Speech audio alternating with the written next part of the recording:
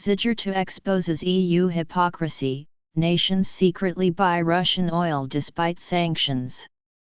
In a bold revelation, Hungarian Foreign Minister Péter Szijjártó has called out the double standards within the European Union, accusing many member states of secretly continuing to purchase Russian energy resources despite publicly supporting sanctions against Moscow.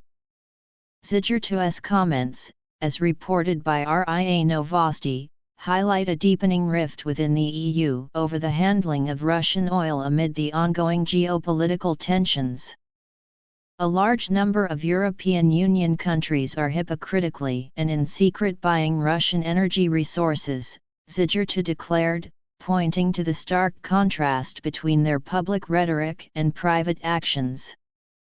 He specifically criticized these nations for condemning Hungary, which openly and directly buys Russian oil, while they discreetly secure their own supplies.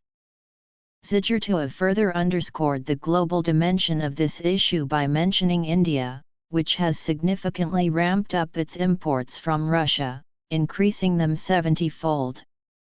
Today, the EU is the #1 importer of Indian oil, he noted in a video message, emphasizing the irony that while EU countries publicly decry Russian oil, they are indirectly supporting it through their purchases from India.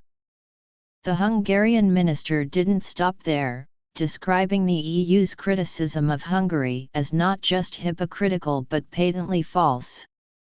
He highlighted the inconsistency of the European Commission, which has turned a blind eye to Ukraine's restrictions on the transit of Russian oil, suggesting that Kyiv's actions were likely directed by the Commission itself.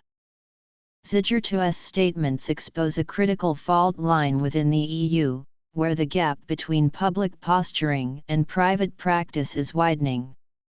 His remarks challenge the EU's collective narrative on sanctions and question the effectiveness and sincerity of its stance against Russian energy. As the geopolitical landscape continues to evolve, these revelations may force a re-evaluation of the EU's internal policies and its approach to managing relations with Russia.